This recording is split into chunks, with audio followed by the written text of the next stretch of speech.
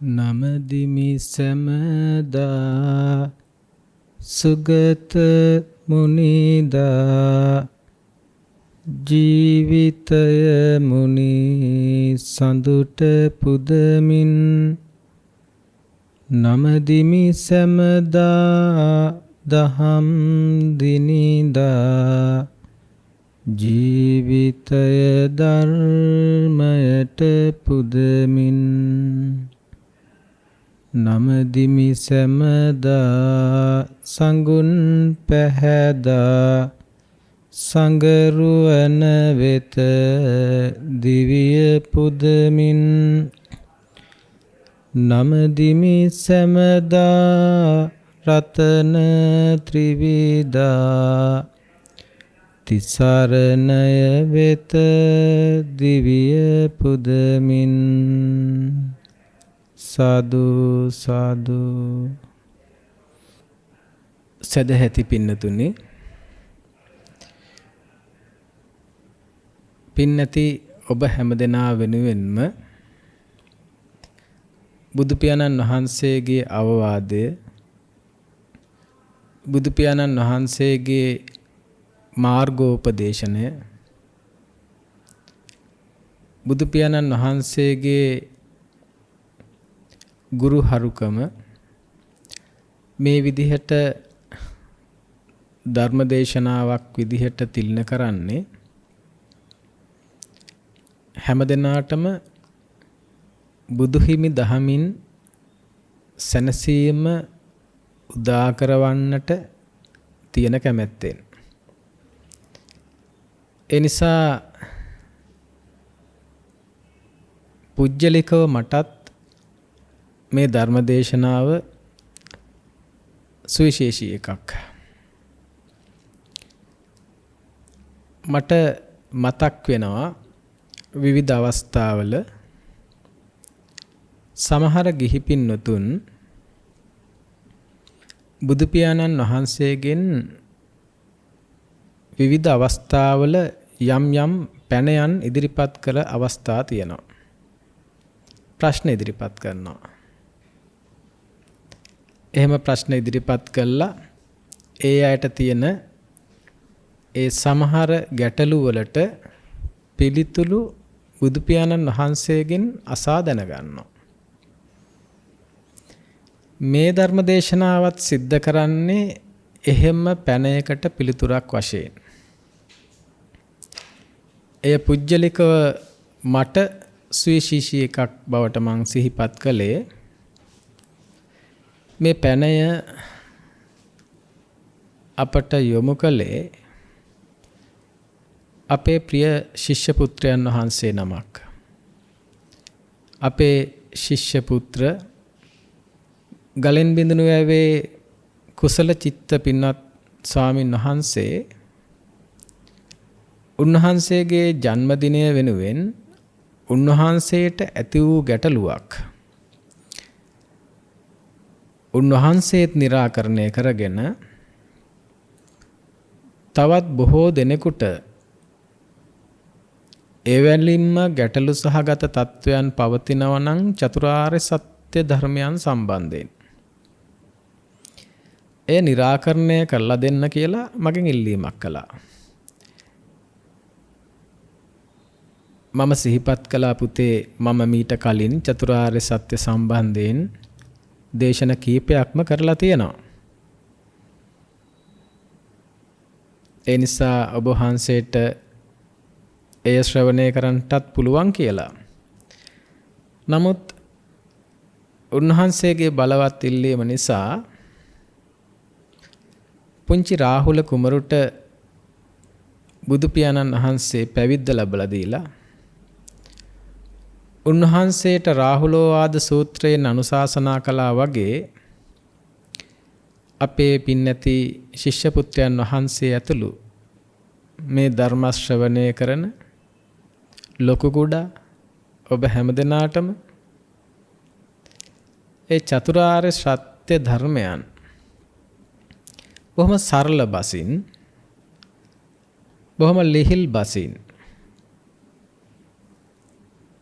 විවිධාකාර වූ ව්‍යාකරණයන්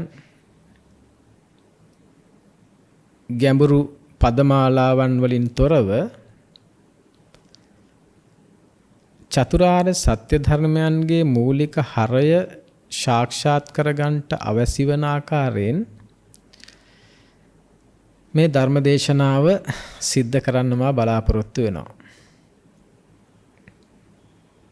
පින්නති කුසල චිත්ත ස්වාමීන් වහන්සේට ආශිර්වාද කරන ගමන් විශේෂයෙන් උන්වහන්සේට චතුරාර්ය සත්‍ය අවබෝධය පිණිසම එය ඉලක්ක කරගෙනම උන්වහන්සේගේ ජන්මදිනය වෙනුවෙන් සත්‍ය අවබෝධය දායාද කරමින් සත්‍ය අවබෝධය ත්‍යාග කරමින් මේ දේශනාව සිද්ධ කරනවා. බුදු පියාණන් වහන්සේගේ ශ්‍රාවකයන් භික්ෂු භික්ෂුණී උපාසක උපාසිකා සිව් පිරිසයි. භික්ෂු භික්ෂුණී උපාසක උපාසිකා. භික්ෂු භික්ෂුණී උපාසක උපාසිකා කියන සිව් පිරිස බුදු පියාණන් වහන්සේ බලාපොරොත්තු වුණා උන්වහන්සේ වෙතින් ශ්‍රවණය කළ ධර්මයට අනුව ඒ ධර්මය හොඳට ප්‍රගුණ කරමින් ඒ ධර්මය හොඳට භාවිතා කරමින් ඒ ධර්මය හොඳට නැවත නැවතත් මෙනෙහි කරමින් මනසිකාරය කරමින් එහි යථාර්ථය අත්දකිමින් අත්විඳිමින් සත්‍ය අවබෝධය උදෙසා හික්මේවි කියලා. එය එසේ නොකොට කවුරු හරි කෙනෙක් මේ ධර්මය දරාගෙන විතරක් ඉන්නට හදනවා නම් කටපාඩම් කරගෙන විතරක් ඉන්නට හදනවා නම් මතක තබාගෙන විතරක් ඉන්නට හදනවා නම් එය අවබෝධ කොටගෙන නිවෙන්න සැනසෙන්න උත්සාහයක් නැතිනම් බුදුරජාණන් වහන්සේ දේශනා කරනවා ඒ වගේ අය අනුන්ගේ හරක් බලන කිසිදාකේ හරකුන්ගේ අයිතිකාරයෙක් නොවන මහ පහත් තුච්ච පුජ්‍යලයක් වෙනවා කියලා. එවැනි අවබෝධයට උත්සාහ නොකොට දරා ගැනීම පමණක්ම ජීවිතය කරගත්ත පෝටිල වගේ ස්වාමින් වහන්සේලට උන්වහන්සේ ඇමතුවේ තුච්ච පෝටිල කියලා. තුච්ච කියන වචනයෙන් අපි පහත් වගේ අදහසක් නේ ගන්න පින්නතුනේ. ඔය ටික හොඳටම ඇති අද අපේ මේ ලෝකය පුරාම විසිරී සිටින බුද්ධ ධර්මය තුලින් යම්කිසි මඟ පෙන්වීමක් සිදු කරගන්නට උත්සාහ කරන පින්නතුන්ට බුදුදහම තුලින් ශ්‍රාවකයා හික්මිය යුත්තේ කෙසේද කියන පැනයට පිළිතුරක් හොයාගන්න. බුද්ධ ධර්මය දරා ගන්න එකක් නෙවෙයි. බුද්ධ ධර්මය දරාගෙන පමණක් සිටින එකක් නෙවෙයි. දරා ගන්න දේ පාවිච්චි කළ යුතු දෙයක්. තේරුම් ගන්න දේ අවබෝධයට පත්වීම උදෙසා හික්මිය යුතු එකක්. ඒ නිසා එය එසේ නොකොට දිගට මතු ප්‍රයෝජනය උදෙසා කටපාඩම් කරනවා, මතක තබා ගන්නවා, ලියා තබා ගන්නවා, සටහන් කර තබා ගන්නවා ආදී විදිහට පමණක් නම් බුදුරජාණන් වහන්සේගේ ධර්මය තුල සිද්ධ වෙන්නේ පින්නතුනේ ඔබ අයිති වන කුලකය පෝටිල කුලකයටයි. ඒ පෝටිල ස්වාමින් වහන්සේ හරීම බහුශ්‍රුතයි, ධර්මදරයි.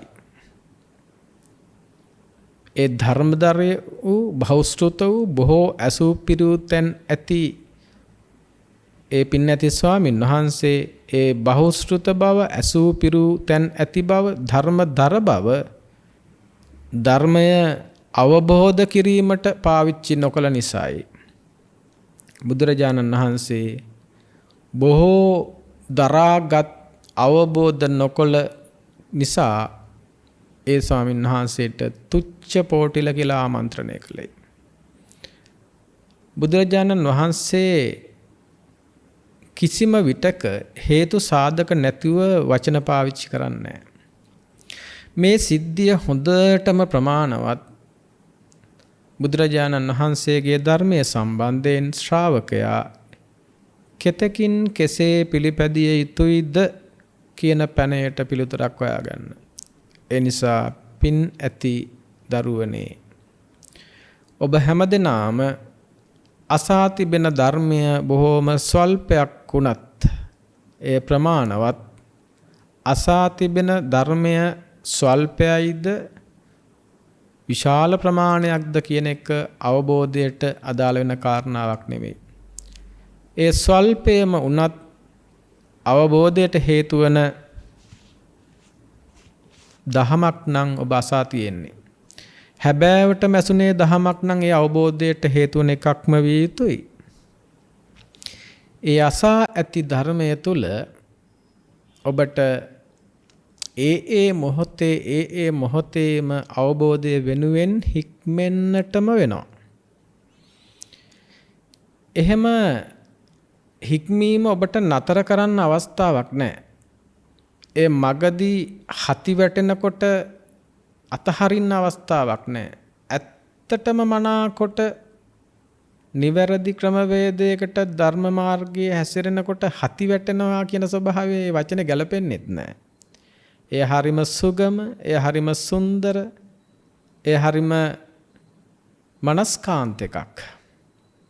එය ප්‍රීතිමත් එකක්. එය සොඳුරු එකක්. එවැනි ස්වභාවයෙන් ධර්මයේ හැසිරෙන්න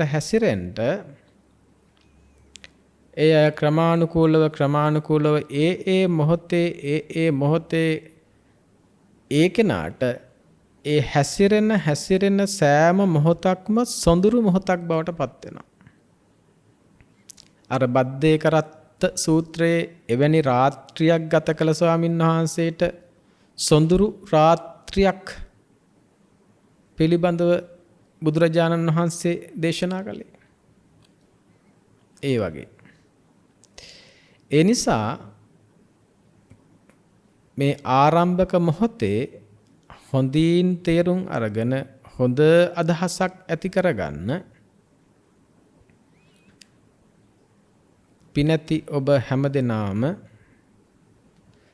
මේ ශ්‍රවණය කරන ධර්මය ඒ ශ්‍රවණය කළ ප්‍රමාණය අල්ප ප්‍රමාණයක් හෝ වේවා ඒ අල්ප ප්‍රමාණය හෝ අවබෝධ කොටගෙනයි තහවුරු කොටගෙනයි ප්‍රත්‍යක්ෂ කොටගෙනයි මා ක්‍රමානුකූලව ඉදිරියට යා යුත්තේ.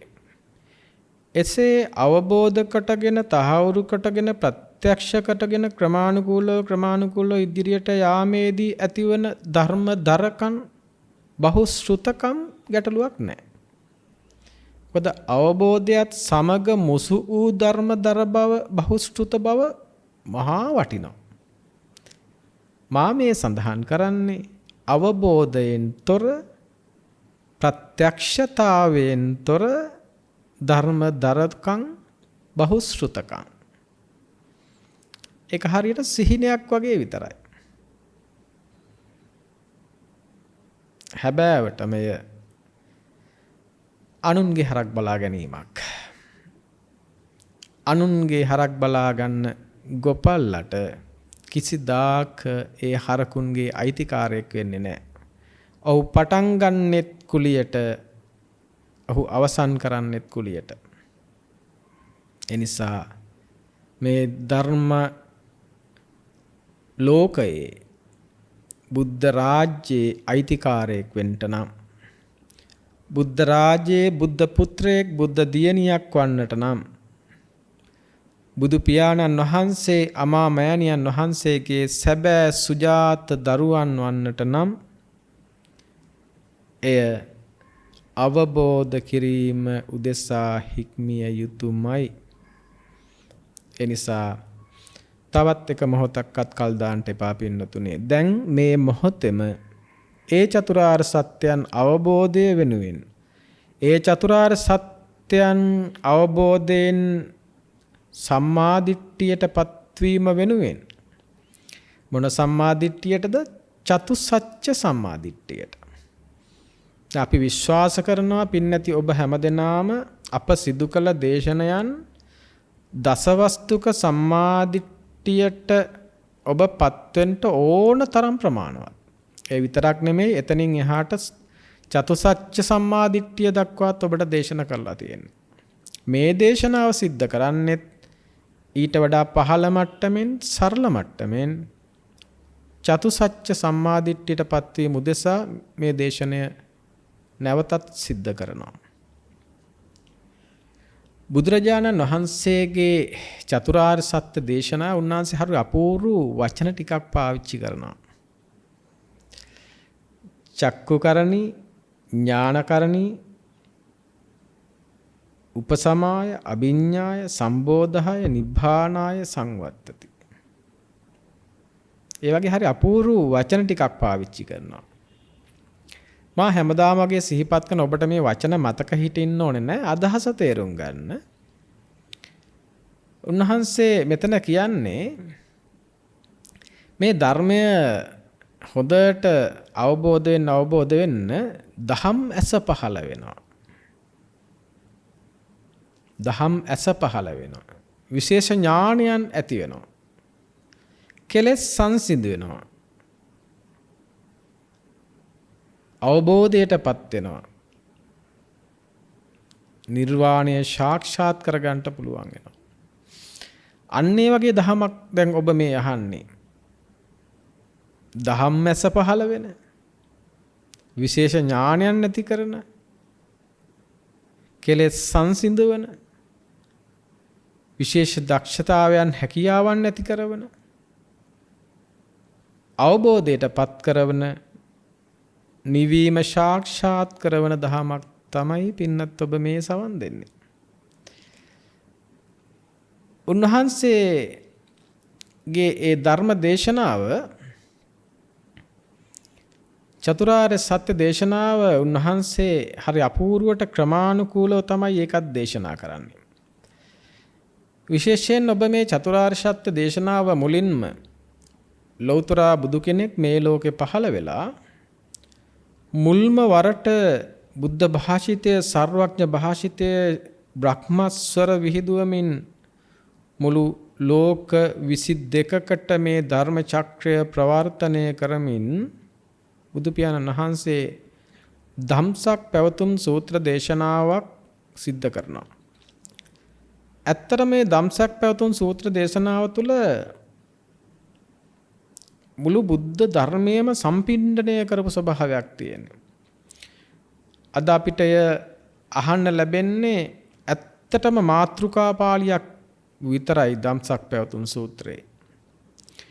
ඒ මාතෘකා පාළියක් විදිහට ඇහෙනා වගේම එය චතුරාර්ය සත්‍ය ධර්මයන් විග්‍රහ කරන්නට උන්වහන්සේ ආරම්භමක් විදිහට ධම්සක් පැවතුම් සූත්‍රය පාවිච්චි කරනවා. ආරම්භමක් විදිහට.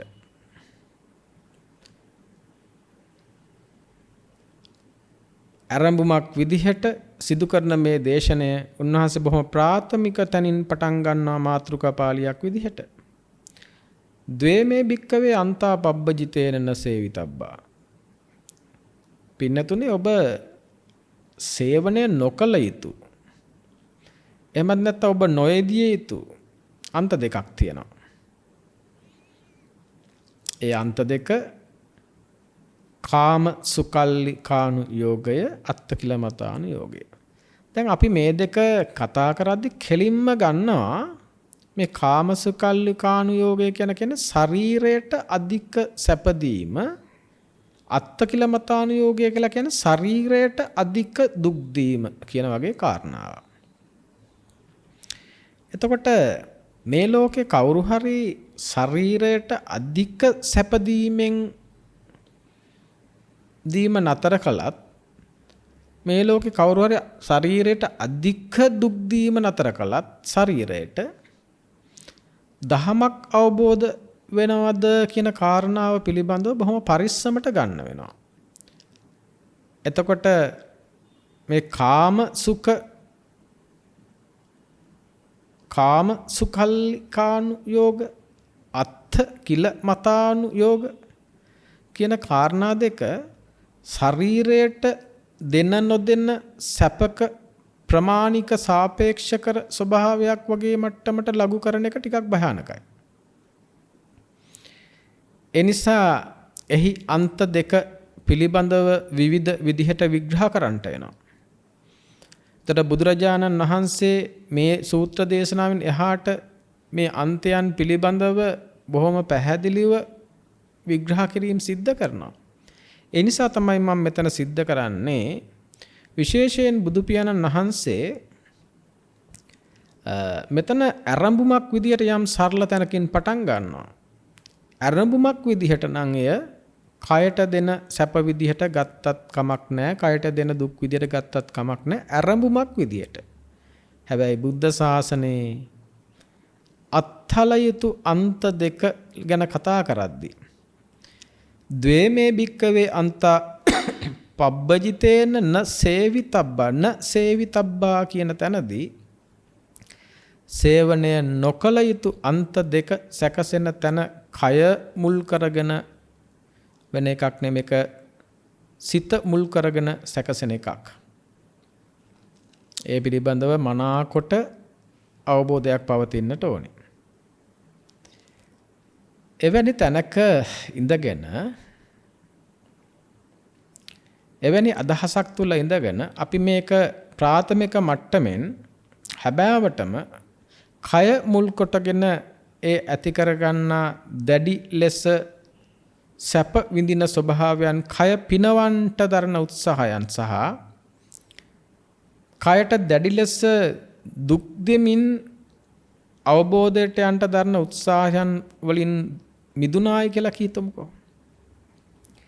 එහෙම හිතලා එතනට පස්සේ එහෙමනම් ප්‍රවිෂ්ඨ වෙන්න කියන මජ්ක්‍ධිමා පටිපදාව කය ගැන සම්බන්ධ එකක් නෙවෙයි. නේද? මොකද්ද මජ්ක්‍ධිමා පටිපද? දැන් අන්ත දෙකෙන් නිදහස් වෙන්නලු, අන්ත දෙක සේවනය කරනකෙන් නිදහස් වෙලා මජ්ක්‍ධිමා පටිපදාවට එන්නලු. එතකොට අන්ත දෙක ගැනත් විග්‍රහයකුත් කරනවා. කොහොමද මේ කාමසුකල්ලිකානුയോഗය හීනෝ ගම්මෝ පොතුජ්ජනිකෝ අනරියෝ අනත්ථ සංහිතෝ. මේ එක දැඩිව කම්සැප විඳින්ට ඇති ලොල් බව හීන එකක්, ග්‍රාම් එකක්, පහත් එකක්, ලාමක එකක්, එක පොතුජ්ජනික එකක්, අනාර්යෝ අගය කරන එකක් නෙවෙයි. අනර්ථය පිණිස හේතු වෙන එකක්. ඒ වගේම දැඩි ලෙස දුක් සහගත ස්වභාවයකට ප්‍රිය කරන එක. ඒක දුක්ඛෝ අනරියෝ අනත්ථ සංහිතෝ. ඒක දුක් සහගතයි. ඒකත් ආර්ය අගය කරන එකක් නෙමෙයි. ඒකත් අනර්ථය පිණිස හේතු වෙන එකක්. දැන් එවැනි ක්‍රම සමහර බුද්ධ කාලීන ಭಾರತය තුලත් සමහර අන්‍ය ආගමික තාපස ඇත්තන් පාවිච්චි කළ අන්තයන් තියෙනවා.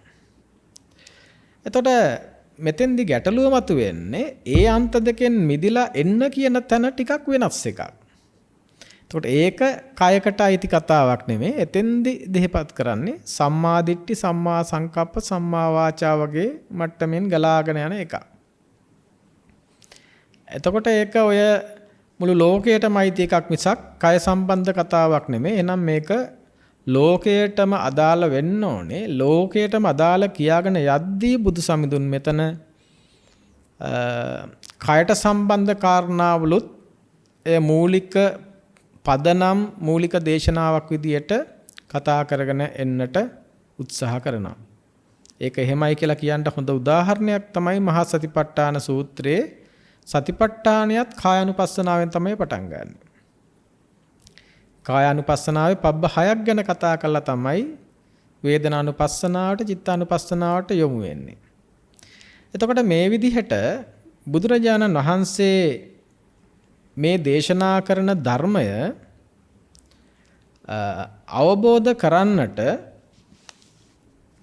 ඒ බොහොම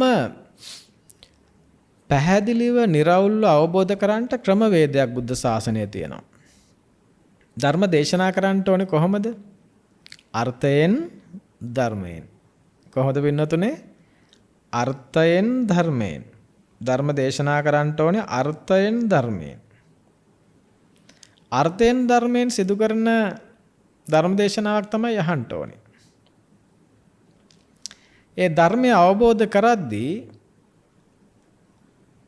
අවබෝධ කරනවා ශ්‍රාවකයා අර්ථයට ධර්මයට නිරුක්තියට පටිභාණයට අනුව.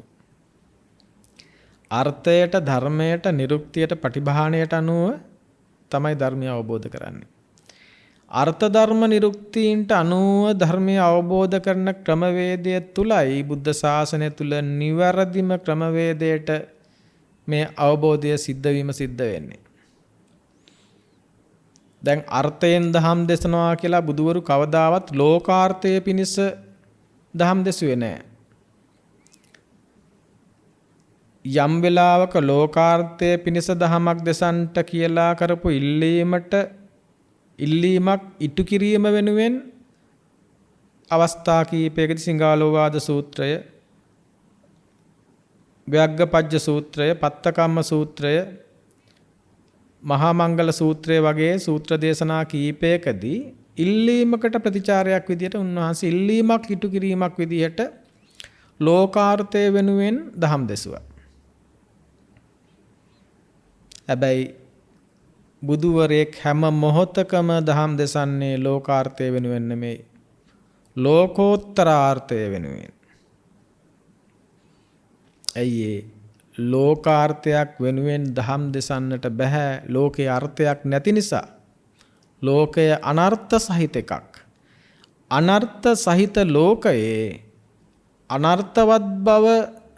අනර්ථවත් බවෙන් පිරිච්ච ලෝකයේ ඒ තියෙන පීඩාකාරී බව, ගිනිගන්න ස්වභාවය අවම කරගෙන ජීවත් වන ස්වභාවයක් වෙනුවෙන් පමණයි බුදුරුන්ට මඟ පෙන්වන්නට පුළුවන් උනේ. එවැනි සූත්‍ර දේශනාවලදී උනත්. මොකද ලෝකයේ තුලින් සැපයක් පණවන්නට පුළුවන්කමක් නැති නිසා. ඒ නිසා කිසිවිටක බුදුවරයෝ ලෝකාර්ථයේ පිනිස දහම් දේශන්නේ නැහැ. උන්වහන්සේලා දහම් දේශන්නේ ලෝකෝත්තරාර්ථයක් වෙනුවෙන්. එතකොට අර්ථයෙන් දහම් දේශනවා කියලා කියන්නේ බුදුරජාණන් වහන්සේලා මුලින්ම හේතුවද ඵලයේද ලෝකයට පෙන්වන්නේ. ඇත්තටම බුදුරජාණන් වහන්සේලා අර්ථයෙන් දහම් දේශනවා කියලා කියන්නේ ඵල ලක්ෂණයයි ලෝකයට මුලින්ම විග්‍රහ කරන්නේ. ඵල ලක්ෂණය පෙන්වනවා.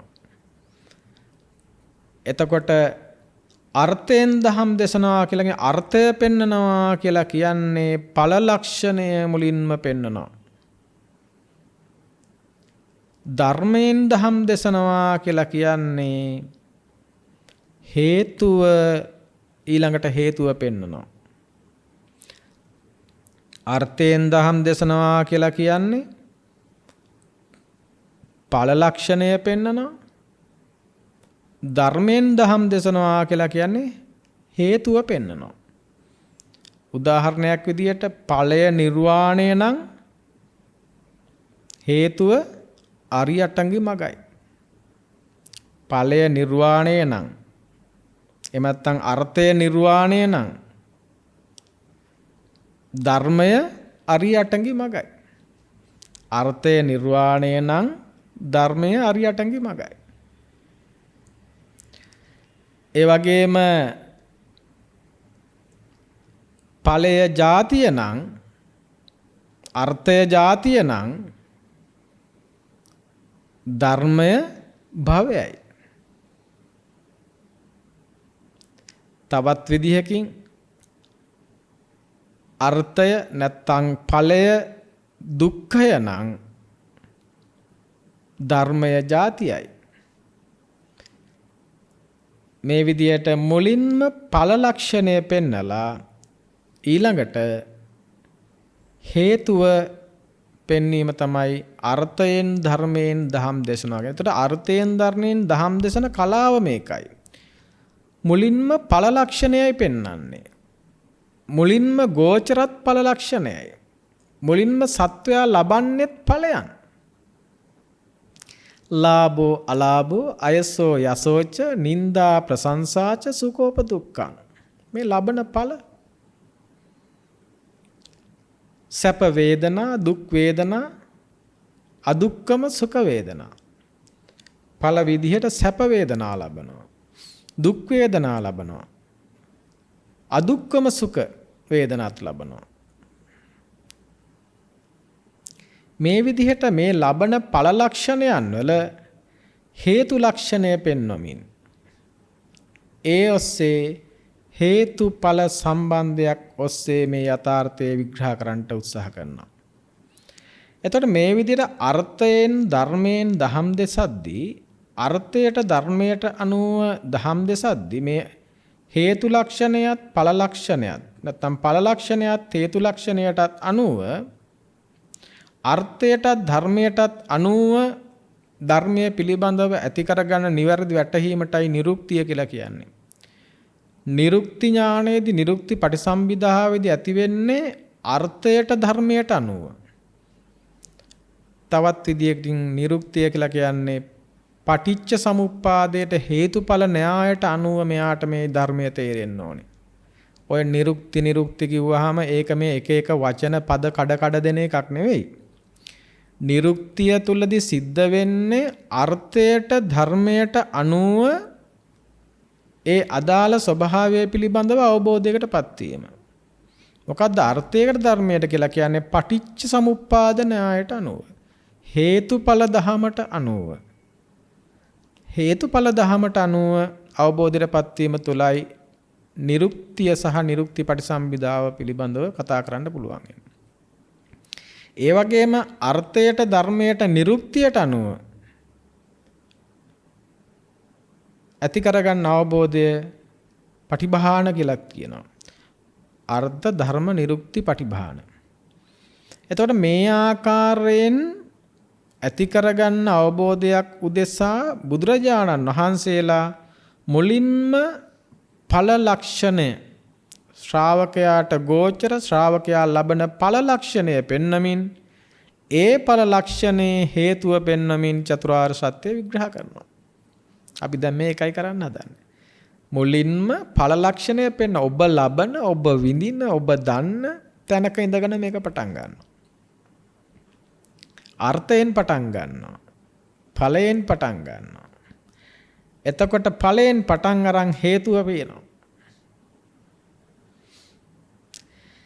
එතකොට එහෙම චතුරාර්ය සත්‍ය අර්ථයට ධර්මයට අනුව මේ සත්‍ය අවබෝධය වෙනුවෙන් දහම් දෙසද්දී බුදුරජාණන් වහන්සේ ඒ චතුරාර්ය සත්‍ය ධර්මයේ දේශනා කරන එකේ වටිනාකම උන්වහන්සේ දේශනා කරනවා. Taman කාට හරි සෙනෙහස දක්වනවා නම් දැන් අපි මේ දේශනය කරන්නට මේ දේශනය ශ්‍රවණය කරන පින්නැති ඔබ හැම දෙනා වගේම මේ දේශනෙට ආරාධනා කළ අපේ ශිෂ්‍ය පුත්‍රයන් වහන්සේ පිළිබඳව තියෙන කරුණාව මෛත්‍රිය නිසා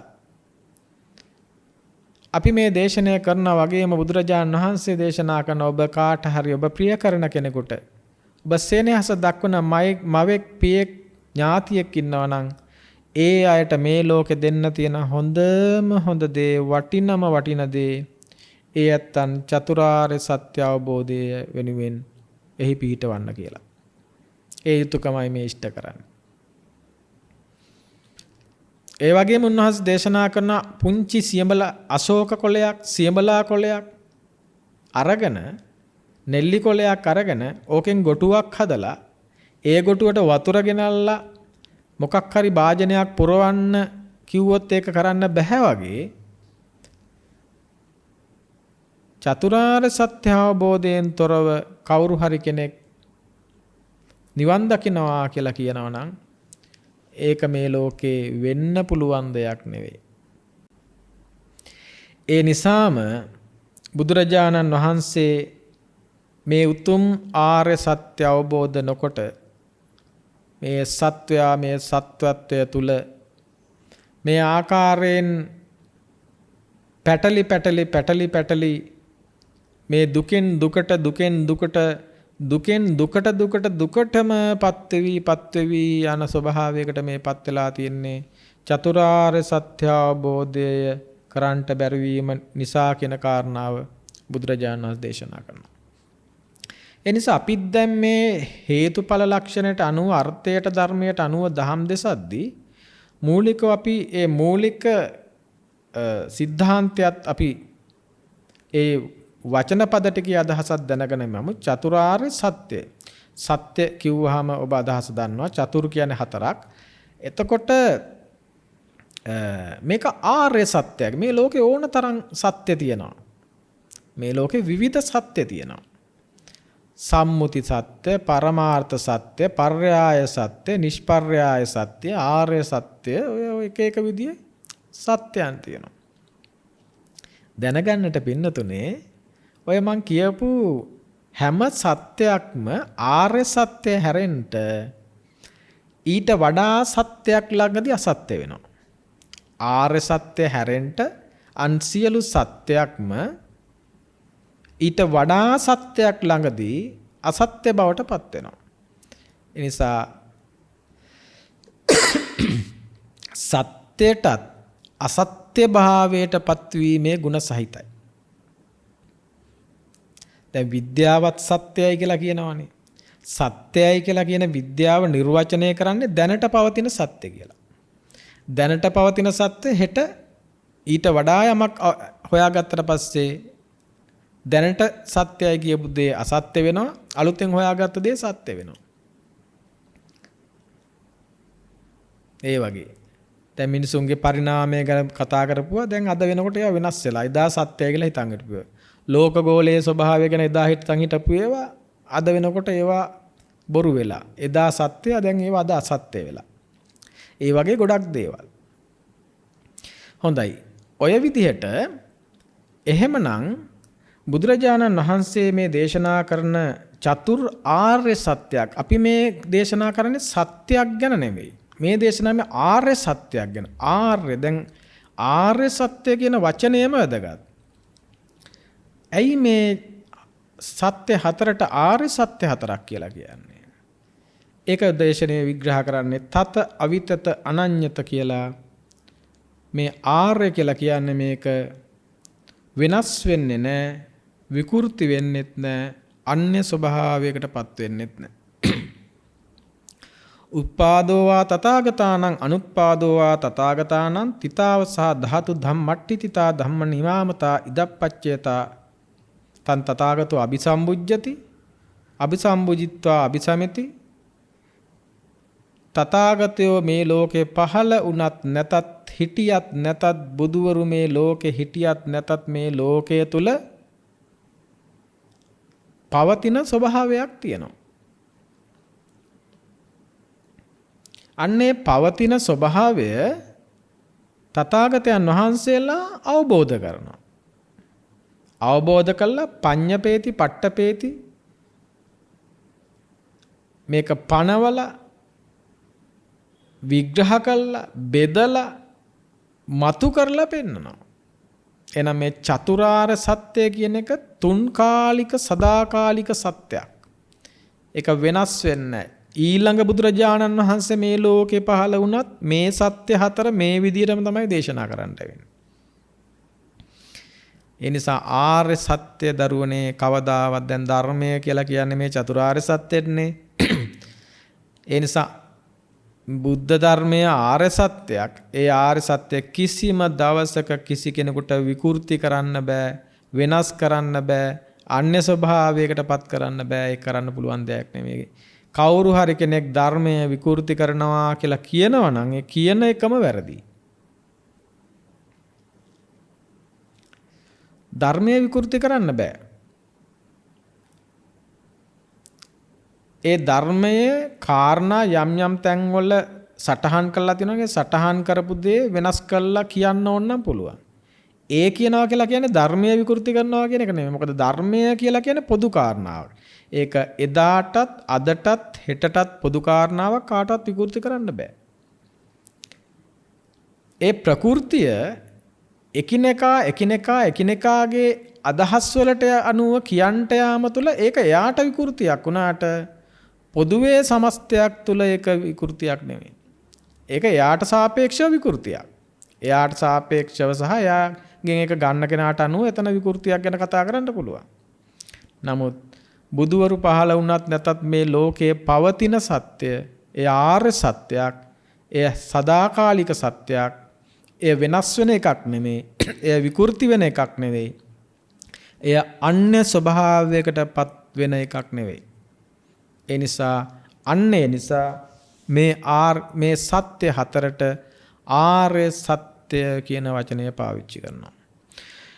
ඒ විදිහට බුදුරජාණන් වහන්සේ මේ සත්‍ය හතර පිළිබඳව විග්‍රහ කරමින් උන්වහන්සේ ඒ සත්‍ය හතර දේශනා කරනවා මේ ආකාරයෙන් දුක්ඛ ආර්ය සත්‍ය, දුක්ඛ සමුදය ආර්ය සත්‍ය, දුක්ඛ නිරෝධ ආර්ය සත්‍ය, දුක්ඛ නිරෝධ ගාමිනී පටිපදාය ආර්ය සත්‍ය. දුක්ඛ කියන්නේ කුමක්ද? ආර්ය වූ දුක්ඛය කියන්නේ කුමක්ද? ආර්ය දුක්ඛයේ හට ගැනීම කෙසේද? ආර්ය දුක්ඛයේ නිරෝධය කෙසේද? ආර්ය දුක්ඛය නිරෝධය කරන පටිපදාව මොකද්ද? ආර්ය දුක්ඛය කුමක්ද? ආර්ය දුක්ඛයේ සමුදය නැත්තම් හට ගැනීම කෙතෙක්ද? ආර්ය දුක්ඛයේ නිරෝධය කුමක්ද? ආර්ය දුක්ඛය නිරෝධ කරන නැති කරන දුරු කරන ප්‍රතිපදාව සම්මා පටිපදාව මොකද්ද? ඔන්න චතුරාර්ය සත්‍ය. ඒ චතුරාර්ය සත්‍ය පිළිබඳව ඇතිවන ඥානයන්ට කියනවා දුක්ඛේ ඥානං, දුක්ඛ සමුදය ඥානං, දුක්ඛ නිරෝධේ ඥානං, දුක්ඛ නිරෝධ ගාමිනී පටිපදා ඥානං. අන්නේ ඥානය ඇතිවන තැන තමයි සම්මා දිට්ඨිය ඇති වෙන්නේ. දුක්ඛේ ඥානය, දුක්ඛ සමුදය ඥානය, දුක්ඛ නිරෝධේ ඥානය, දුක්ඛ නිරෝධ ගාමිනී පටිපදා ඥානය. සෝතාපන්නෙක් ඇති වෙන්නේ ඔය ආර්ය සත්‍ය හතර ගැන අවබෝධයටපත් වීමත් එක්ක, දැන ගැනීමත් එක්ක. එතකොට මොකද්ද මේ ආර්ය දුක්ඛය? ආර්ය දුක්ඛ කියලා කියනවා නම් ආර්ය නොවන දුකකුත් තියෙන්න එපයි. ආර්ය දෝන දුකකුත් තියෙනවා. එතකොට බුදුරජාණන් වහන්සේ මේ ලෝකයේ සෑම සත්වයකටම, තිරිසන් සතෙකුටම, ඒ වගේම නිරි සතෙකුටමත් මේ ලෝකයේ තුල සෑම සත්වත්වයේ තුල ඉන්න ස්වභාවයකටම දැනෙන දුක් කන්දරාවක් තියෙනවා. ගැව්වහම රිදෙනවා. ඒක දුකයි. වයසට ගියාම අමාරුයි. ලෙඩ වුණාම අමාරුයි. ඇඟේ අමාරු දුකයි. කනේ අමාරු දුකයි. හිතේ අමාරු දුකයි. ඊළඟට තුවාල වුණාම දුකයි. ඊළඟට අපේ අය අපිව දාලා ගියාම දුකයි. අපේ අලාභ වුණාම දුකයි.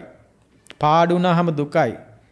ඊළඟට අපිට චෝදනා කළාම දුකයි. අපේ හිත අපේ ප්‍රිය දේවල් අපට අහිමි වුණාම දුකයි. මේ වගේ විවිධ වූ දුක් තියෙනවා. එතකොට මේ ලෝකයේ මේ හැම කෙනෙකුටම තේරෙන, හැම කෙනෙක්ම දන්න ලෞකික වූ දුකක් ගැන නෙමෙයි බුදුරජාණන් වහන්සේ දේශනා කරන්නේ. එහෙනම් ස්වාමීන් වහන්සේ මංගල ධර්ම දේශනාවේදී දුක පිළිබඳ විග්‍රහයේදී ජාති, ජරා, ව්‍යාධි, මරණ, ශෝක, පරිදේව, දුක්ඛ, දෝමනස්ස, උපායාස ඕවත් බුදුරජාණන් වහන්සේ දේශනා කළා.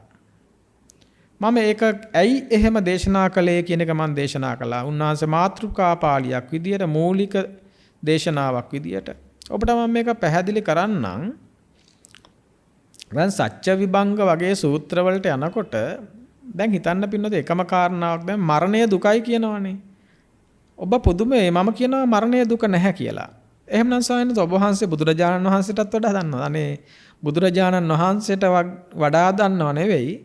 බුදුරජාණන් වහන්සේගේ දේශනෙමේ යන්තම් හරි පිරිමහ ගන්න උත්සාහ කරනවා. මේ උත්සාහයක් ගන්නෙ යන්තමට හරි ඔබට තේරුම් කරන්න. ඒ නිසා බුදුරජාණන් වහන්සේගේ බුද්ධ වචනයත් එක්ක හැප්පෙන්න තියා ඒ ගැන හිතන්නේවත් නැහැ එහෙම. එහෙමනම් එක තැනක බුදුරජාණන් වහන්සේ ජාතිය දුකයි, ජරාව දුකයි, ව්‍යාධිය දුකයි, මරණය දුකයි කියලා කියද්දී ඔබ වහන්සේ කියන නෑ මරණය දුකක් නෑ කියලා. අන්න ඒකට තමයි පින්නතුනේ මේ බුද්ධ ශාසනය ඇතුලේ මේ ගමනට සත්පුරුෂ ඇසුර අවශ්‍ය කරන්නේ. එතකොට පෙළට අනුව මේ එක එක තැන්වල පවතින කාරණාවන් දේශනාන් සමස්තයක් විදිහට ඇති අවබෝධයක් එක ගත යුතු කාරණාවක්.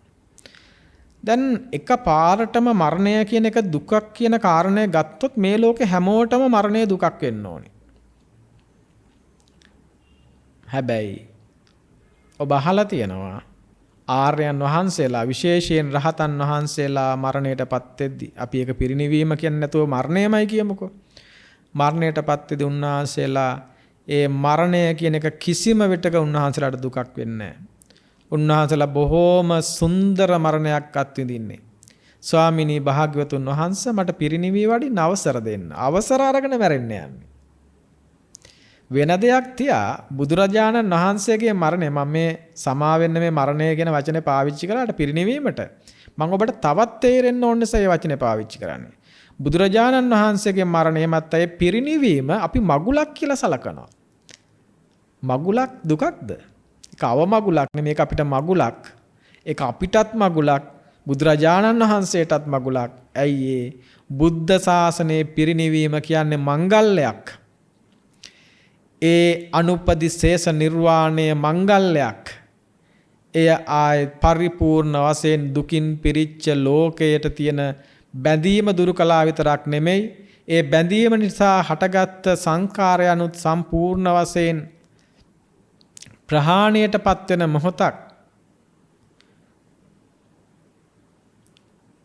සියල්ල ශේෂ නොකට සියල්ල අවසන් වෙලා යන මොහොත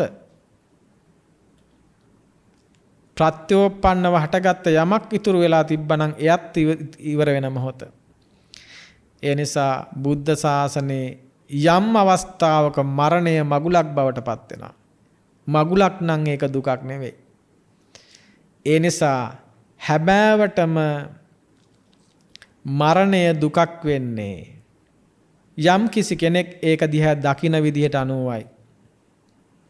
මැරෙන කෙනෙක් දැක දැක ඒ කෙනාට අයිති ජීවිතයක් දැක දැක ඒ කෙනාට අයිති ආත්මයක් දැක දැක ඒ මගේ ආත්මය මගේ ජීවය අනේ මන් නොමැරේවා අනේ මන් දිගුකල් ජීවත් වේවා මරණය මා කරා නොපැමිණේවා වගේ සිතවිල්ලක් තියෙනවා නම් ඒ ස්වභාවය ඇතුලේ එයාට රකින්න ජීවිතයක් තියෙනවා නම් ඒ ජීවිතය අයිති කෙනෙක් දකිනවා නම් පුජ්‍යලයක් සත්වයක් දකිනවා නම් අන්නේ ස්වභාවය තුල එයාට මරණය දුකක් වෙන්න පුළුවන්. ඒ ස්වභාවයෙන් අත්මිදිච්ච සත්ත්ව පුජ්‍යල ස්වභාවය ඉක්මවා ගොස් ස්කන්ධ ස්වභාවයකට මේ ආර්ය දුක්ඛය දර්ශනය කරගත්ත කෙනෙකුට එයාට එතන දාලා යන්න දෙයක් අතහැරෙන්න දෙයක් අහිමි වෙන දෙයක් පිළිබඳව දකින්න දෙයක් එයාට එතන නැහැ. ඒ නිසා එයාට පුළුවන්කම ලැබෙනවා සනසිල්ලේ මැරෙන්නට. ඒ සනසිල්ලේ මරණ සිදුවන මරණයට අපි කියනවා පිරිණිවීම කියලා. පරිනිර්වාණය. ඒ නිසා එවැනි පරිනිර්වාණයක් උදෙසා බුදුරජාණන් වහන්සේලා මේ ලෝකය තුල මේ ආර්ය දේශනාව සිද්ධ කරනවා. එතකොට ලෝක දුක වගේම අපි මේ කතා කරන්නට හදන්නේ ආර්ය දුක්ඛයක් පිළිබඳව. දැන් මේ කතා කළේ ලෝක දුක පිළිබඳව. ඒ නිසා ලෝකය තුල විවිධ ගුටි කණේවා විවිධ රිදෙනේවා නෙමෙයි මේතන මේ කතා කරන දුක්ඛය. ආර්ය දුක්ඛයක් කියලා කියන්නේ වෙන එකක්. ලෝක දුකක් කියලා කියන්නේ වෙන එකක්. ඒ ලෝක දුක මේ ලෝකේ ඉන්න ඕන සතෙකුට, බල්ලෙකුට, බූරුවෙකුටත් දැනෙන එකක්. ඒ බල්ලන්ටත් ඔය පොඩි දරුවෝ ගල් වලින් ගහනවා අහිංසක සත්තුන්ට. ඒ ගැව්වා මේ දරුවන්ගේ ඒ සත්තුන්ගේ අතපය කැඩෙනවා. ඒ කැඩුනාම යාලට ඒක දුකයි, වේදනයි, යාලට ඒක දුකයි. එහෙනම් ඒ දුක යාට අවබෝධ වුණා කියලා කියන්නේ මේ චතුරාර්ය සත්‍යයේ තියෙන දුක අවබෝධ වුණා කියන එක නෙවෙයි. මේ මට්ටමින් දුක්ඛාරය සත්‍ය අවබෝධ වුණා කියලා ගන්නවා නම් ඔය විදිය දුක් වලින් ඒක බරපතල ප්‍රශ්නයක්. ඒක අර වගේ දිග තැනකටත් යනවා. ඒ වගේ ජරා මරණ වගේ තැන් වලිනුත් ජරා මරණ ඇත්තටම දුකක් වෙන්නේ කොයි විදියටද කියලා ඒ ආකාරයෙන් තේරුම් ගන්නට වෙනවා. ඒ නිසා හැබෑවටම අපි දකිමු එහෙනම් මොකද්ද මේ ආර්ය දුක්ඛය කියලා කියන්නේ? ඇත්තටම කොහේද මේ ආර්ය දුක්ඛය තියෙන්නේ? බුදුරජාණන් වහන්සේ බුද්ධ දේශනාවේ විග්‍රහ කරන්නේ ආර්ය දුක්ඛය පණවන්නේ පංච උපාදානස්කන්ධය තුලයි. ආර්ය දුක්ඛය පණවන්නේ පංච උපාදානස්කන්ධය ආශ්‍රේනුයි. පංච උපාදානස්කන්ධය ආශ්‍රයෙන් පණවන දුකක් ගැනයි මේ කතා කරන්නේ. මෙතනින් එහාට ඒ ඇරෙන්න ඔය කියන ඔය රිදෙන ඒවා, ගුටි කන ඒවා, ගල් වලින් ගහන ඒවා, පද හදන ඒවා ගැන සාමාන්‍ය ලෝකයේ තුල, සාමාන්‍ය සමාජයේ තුල තිරිසන් සතාටත් කාටත් දැනෙන රිදෙන එකක් ගැන නෙමෙයි මේ කතා කරන්නේ. එතකොට ඒ රිදෙන දේවලුත් ස්කන්ධ ස්වභාවයක් විදියට අහුවෙන තැනක් ගැනත් අපිට කතා කරන්න පුළුවන්. එහෙම එකක් තියෙනවා. ඒ රිදෙනවා කියන තැන දැනෙන ස්වභාවය තුල තියෙනෙත් ස්කන්ධයක්. ඒක හරි, ඒක වෙනම කතාවක්. නමුත් ඔබ අරගෙන තියෙන එහෙම එකක් නෙමෙයි. කවුරු හරි කෙනෙක් කනට ගැව්වහම ඒ රිදෙන එකත් ආර්ය දුකක් විදියට තමයි. මේ දැන් ගෙදර නෝනයි මහත්තයයි දිගට රණ්ඩු වෙන තැන, ජීවිතේ එපා වෙලා මැරෙන්න හිතන තැන මේ දුක්ඛාරය සත්‍ය නොදැක්ක නිසානේ මේ අපි මේ තාමත් දුක් විඳින්න කියලා හිතන. ඒ දුක්ඛාරය සත්‍ය දැනලා නෙමෙයි. ආර්ය දුක්ඛය දකින්නට වෙන්නේ පංච උපාදානස්කන්ධය හරහාමයි. ඒ නිසා ආර්ය දුක්ඛය යම් තැනකද එය දකින්නට පුළුවන් වෙන්නේ පංචෝපාදානස්කන්ධයක් තුලින්මයි. හරි. අපිට එතකොට දැන් ආර්ය දුක්ඛය පංචෝපාදානස්කන්ධයෙන් දකිනවා, ලෝක දුක ලෝකයේ තුලින් දකිනවා. එතකොට ආර්ය දුකත් එහෙනම් පංච උපාදානස්කන්ධය තුලින් දකිනවා කියන්නේ එතකොට පංච උපාදානස්කන්ධය කියන්නේත් ලෝකය තමයි. එතකොට ඒ අරක ලෝකයට අයිති දුකක්. මේ ආර්ය දුක්ඛය පණවන්නේ පංචෝපාදානස්කන්ධය තුල බුදුවරු ඉපදුනත් නැතත් මේ ලෝකේ කොහොමත් මේ පංච උපාදානස්කන්ධයට අයිති යම් ස්වභාවයක් තියෙනවා. ඒ ස්වභාවය කොහොමත් පවතින එකක්. ඒ ස්වභාවය අවබෝධයටපත් නොවීම නිසා තමයි මේ සත්‍යත්වය පණවන දිගට මේ සසරක් පණවගෙන, සත්වයක් පණවගෙන, ඒ සත්‍යත්වයට දුකක් පණවගෙන පවතින ස්වභාවයක් ගැනයි මේ කතා කරන්නේ. හොඳයි, එහෙමනම් දැන්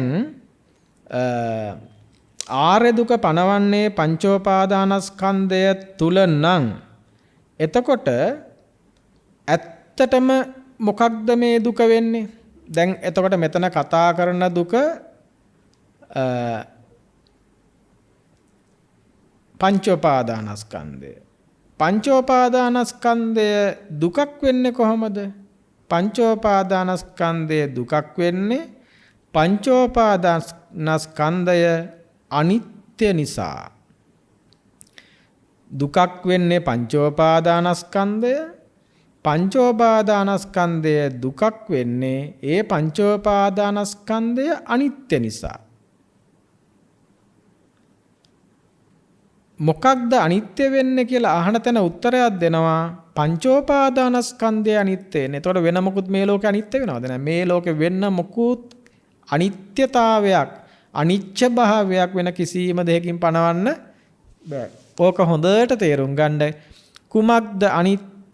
පංචෝපාදානස්කන්ධය අනිත්‍ය කියලා දේශනා කළා මිසක් ගස් ගල් ශරීර ගෑනු මිනිස්සු අරවා මේවා අනිත්‍යයි කියලා මේ බුද්ධ ශාසනය උගන්වන. ඔක හොඳට මෙතෙන්දිම තේරුම් ගන්න.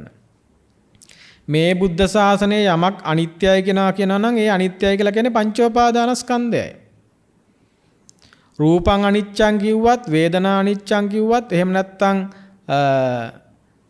ඇස අනිච්චයි කියලා කිව්වත්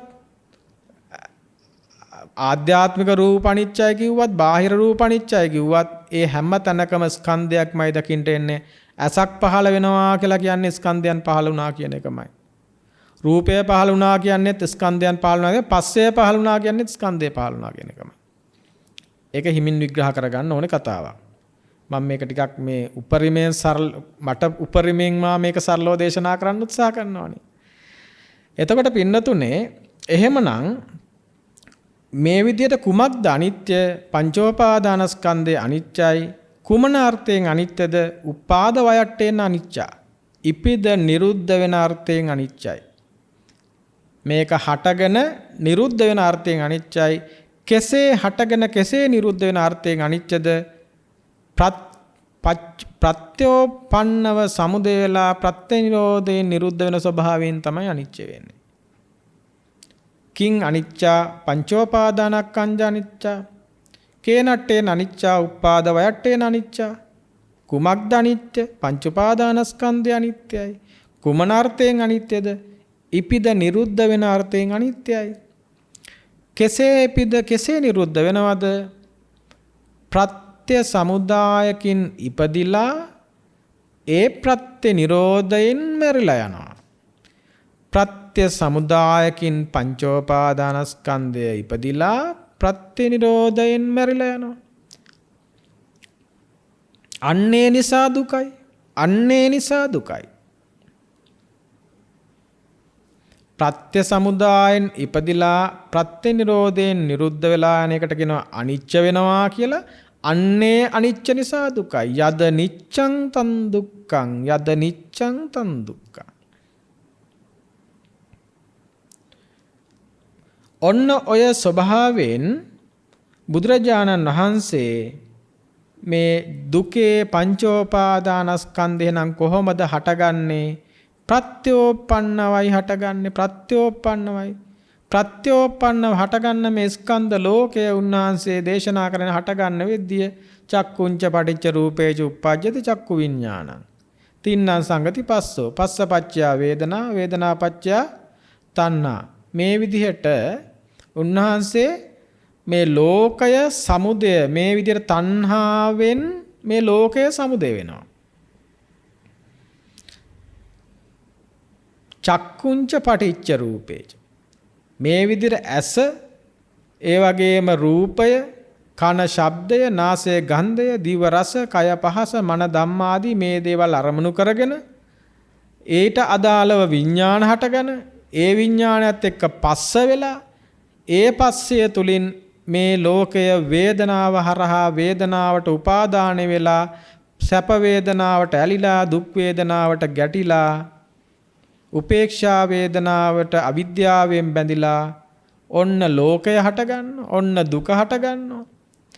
මෙන්න මේ හටගන්න දුක හටගන්නේ ඔහොමයි. කවුරුත් හදපු එකක් නෙමෙයි, අනුන් හැදුව එකක් නෙමෙයි, මම හැදුව එකක් නෙමෙයි, දෙවියන් වහන්සේ හදපු එකක් නෙමෙයි, ඉබේ පහළ වෙච්ච එකක් නෙමෙයි. මේ විදියට ප්‍රත්‍යෝපන්නවයි සමුදය උනේ. ප්‍රත්‍යෝපන්නවයි සමුදය උනේ. ප්‍රත්‍යෝපන්නව යමක් සමුදය වුණාද ප්‍රත්‍යුප්පන්නව පච්චුප්පන්නව සමුදය වන ධර්මයන් ප්‍රත්‍ය නිරෝධයෙන් නිරුද්ධ වෙලා යනවා. යං කිංචි සමුදය ධම්මං සබ්බන්තං නිරෝධ ධම්මං. යම් වූ සමුදය වූ ධර්මයක් තියනවද ඒ සෑම සමුදය වන ධර්මයක්ම නිරෝධ ස්වභාවයෙන් යුක්තයි. ඇයි ඒ සමුදය උන්නේ? ප්‍රත්‍යෝපන්නව නිසා, පච්චුප්පන්නව නිසා. අන්නේ ප්‍රත්‍යෝපන්නව සමුදය වන ධර්මයන් ප්‍රත්‍ය නිරෝධයෙන් නිරුද්ධ වෙන බව තත්ත විපස්සති. තත්ත විපස්සති. එතන විපස්සනා කරනවා. එතන විපස්සනා කරනවා. එතන විපස්සනා කරන්නන් දැන් චතුරාර්ය සත්‍ය ධර්මයේ දුක්ඛ ආර්ය සත්‍ය පිළිබඳව බුදුරජාණන් වහන්සේ කරන්න දෙයක් කියනවා. දැන් එතන බුදුරජාණන් වහන්සේ තුනක් කියන සත්‍ය ඥාන, කෘත්‍ය ඥාන, පෘථග්ඥාන. දුක්ඛාර සත්‍යයේ සත්‍ය ඥාන කියලා කියන්නේ මොකද්ද මේ දුක කියන්නේ? දැන් අපි ඒක කියලා දුන්නා. එතකොට දුක්ඛ ආර්ය සත්‍යයේ කෘත්‍ය ඥානෙ ඒ දුකට මොකද්ද කරන්න ඕනේ? කෘතඥානය කියලා කියන්නේ ඒ දුකට කරන්න ඕන දේ කළා කියලා දැනගන්න. අනිත් හතරටත් එහෙමයි. තව එකක් කියන්නම්කො. දුක්ඛ සමුදය කියන්නේ මොකද්ද? සත්‍ය ඥානය. දැන් ඔබට ඒක තියෙන්න ඕනේ. ඊළඟට දුක්ඛ සමුදයාර්ය සත්‍යයේ කෘත්‍ය ඥානය. මොකද්ද දුක්ඛ සමුදයට කරන්න ඕනේ? ඒක කරලා ඉවරනට පස්සේ ඒක කළා කියලා දැනගන්න එකට කියනවා කෘතඥාන. එතකොට ඔය ටික ඔය විදිහට මොකද්ද දුක්ඛාර්ය සත්‍ය මොකද්ද සමුදයාර්ය සත්‍ය මොකද්ද කියලා දැනගන්නවා. එතකොට මොකද්ද කියලා දැනගන්න එක මේ දේශනේ මෙතනම දැනගන්න පුළුවන්. මොකද්ද කියලා දැනගෙන ඒකට මොකද්ද කරන්න ඕන කියලාත් මේ දේශනේ මෙතනම දැනගන්න පුළුවන්. ඒකට මොකද්ද කරන්න ඕන කියලා දැනගත්ත දේ මේ මොහොතෙත් කරමින් දේශනේ අවසන් වුණාට පස්සෙත් කරමින් හික්මෙන්න පුළුවන් නම් යම් මොහොතක් වෙනවා ඒ අදාළ දෙයට කරන්න ඕන දේ මං කළා කියලා දැනගත්ත ගමන් ඔබ සම්මා දිට්ඨියටපත් වෙලා. දුක්ඛේ ඥානං ඇති වෙලා. දුක්ඛ සමුදය ඥානං ඇති වෙලා. දුක්ඛ නිරෝධේ ඥානං ඇති වෙලා. දුක්ඛ නිරෝධ ගාමිනී පටිපදාය ඥානං ඇති වෙලා. එතකොට යාට තේරෙනවා හටගත්තොත් හටගන්නේම දුකක්මයි, නිරුද්ධ වුණොත් නිරුද්ධ වෙන්නේම දුකක්මයි කියලා. එහෙනම් බලන්න චතුරාර්ය සත්‍යයේ සත්‍ය ඥානය අපි එකක් ගැන කියමු. දුක්ඛාර්ය සත්‍යයේ සත්‍ය ඥානය මොකද්ද? එතකොට මේ දුක්ඛාර්ය සත්‍ය කියලා කියන්නේ පංචෝපාදානස්කන්ධයටයි මේ දුක්ඛාර්ය සත්‍ය කියලා කියන්නේ. ඒ පංචෝපාදානස්කන්ධයේ ප්‍රත්‍ය ඒ පංචෝපාදානස්කන්ධයේ ප්‍රත්‍යෝපන්නව සමුදේලා වැය වෙලා යන එක. මේක හේතු සමුදායක ඵලයක් විදියටයි ඒ මොහොතේ සමුදේලා වය වෙලා යනවා. එහෙම ඒ මොහොතේ සමුදේලා වයලා යන ස්කන්ධයකට තණ්හාවෙන් බැඳිලා මම මගේ ආත්මය විදිහට හදාගෙන එතන සත්වයක් පුජ්‍යලයක් හදාගෙන ඒ ඔස්සේ ඇති කරගන්න උපාදානයක් එක්කයි මේ විදිහට මේක දුකක් හැදිලා උපාදානස්කන්ධයක් බවට පත් වෙලා තියෙන්නේ. ඔන්න ඔය විදිහට හොඳට පංචස්කන්ධයට මේ සිදුවෙන සිද්ධිය උපාදානස්කන්ධය ගොඩනගෙන තැන හොඳට නිර්වුල් කරගත්තාම විග්‍රහ කරගත්තාම එයාට දුක්ඛාර්ය සත්‍ය කියන්නේ මොකද්ද කියලා හොඳට තේරෙනවා. ඔය දුක්ඛාර්ය සත්‍ය ඔය විදියට ස්කන්ධයන් මේ ප්‍රත්‍යෝපන්නව සමුදය වෙන ස්කන්ධයකට තණ්හා මාන දිට්ඨි වලින් බැඳලා ඒ බැඳීමත් එක්ක ඇති කරගන්න උපාදානයෙන් මම මගේ ආත්මය විදියට ගොඩනගාගෙන ඒ ඔස්සේ හදාගන්න මම නැමැති ලෝකය සැප විඳිනවා දුක් විඳිනවා අරහෙ ඉඳන් මෙහෙට එනවා මෙහෙ ඉඳන් එහෙට යනවා දැන් මට සසරක් තියෙනවා දැන් මට කර්මයක් තියෙනවා විපාක තියෙනවා කර්ම තියෙනවා කර්මඵල තියෙනවා කියලා ඔය ඔක්කොම එන්නේ අර කියන අවිද්‍යාව තියෙනකම්. අවිද්‍යාව ප්‍රහාණය වෙච්ච තැනක කර්මත් නැහැ, කර්මඵලත් නැහැ, සසරකුත් නැහැ, මමත් නැහැ, යන්න ලෝකෙකුත් නැහැ, හිටපු කෙනෙකුත් නැහැ, ගිය තැනකුත් නැහැ, ආපු තැනකුත් නැහැ, ඉන්න තැනකුත් නැහැ. ඒ අවිද්‍යාව දුරු වෙච්ච තැනයි ඒ එතෙන්ට එන්නේ. එතෙන්ට එනකන් අර ඔක්කොම තියෙනවා. ඒකයි එතෙන්ට එනකන් කර්මය, කර්මඵලය, දසවස්තුක සම්මාදිට්ඨි බුදුවරු උගන්වන්නේ. හැබැයි අවිද්‍යාව දුරු වෙච්ච තැන සත්‍ය අවබෝධයට පත් වෙච්ච තැන ඔය ඔක්කොම දුර වෙලා යනවා. ඒක හරි සුන්දර තැනක්. ඒ සුන්දර තැන සුන්දර විදියට අහු වුණාම ඊට පස්සේ විවිධ දුක් ඉස්සරහා දැන් මේ දුක් ගැන කතා කරන්න ගියාම කායික දුක්, මානසික දුක්, දුක්ඛ දුක්ඛතා, විපරිණාම දුක්ඛතා, සංඛාර දුක්ඛතා, ඊළඟ දුකේ ස්වභාවය, පීලනට්ට, සංකතට්ට, සන්තාපට්ට, විපරිණාමට්ට ඔය වචන ගොඩවල් වලින් උගන්වන්න පුළුවන්. ඒ වචන ගොඩවල් වලින් නම් වල තේරුම් දැනගත්තා කියලා මේකට ඇති වෙන අමුතු එකක් නැහැ. පොත්වල තියෙන ඕන තරම් දුකේ ස්වභාවය මෙහෙමයි, මේ පෙළෙන ස්වභාවය ඔහම පීලනට්ට කී ඔහම ඒවට උගන්වන්න පුළුවන්. ඊළඟට සමාජගත දුක, කායික දුක, මානසික දුක, චෛතසික දුක, දුක්ඛ විපරිණාම දුක්ඛ, සංඛාර දුක තව ඕන තරම් ඕවට බෙද විවිධ විදියට විග්‍රහ කරන්න පුළුවන්. නමුත් එහෙම ඒවායේ ස්වභාව විග්‍රහ කරගත්තා, වචන පාඩම් කරගත්තා කියලා මේ අවබෝධයට අදාළ කාරණාවක් අවශ්‍ය හේතු වෙන්නේ නැහැ.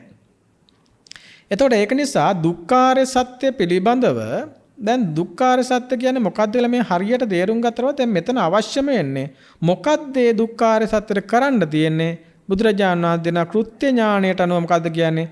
දුක්ඛාරය සත්‍ය පිරිසිඳ දත යුතුය කියනවා.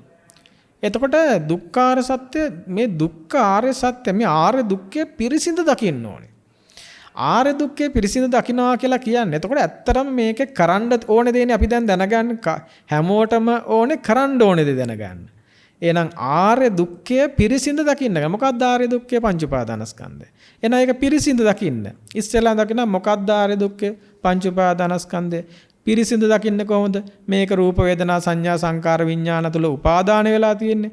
මේක ප්‍රත්‍යෝපන්නවයි සමුදය උනේ. ප්‍රත්‍ය නිරෝධයෙන් නිරුද්ධ වෙලා යනවා. ප්‍රත්‍ය නොතිබුණොත් මේක සමුදය වෙන්න විදිහක් නැහැ. ප්‍රත්‍ය සැකසුනොත් මේක සමුදය වෙනවා. සැකසෙන ප්‍රත්‍යත් අනිත්‍ය නිසා අනිත්‍යයෙන්ම සමුදය වෙච්ච එකක්. මේක ඒ විදිහටම නිරෝධ වෙලා යන ස්වභාවයෙන්ම යුක්තයි.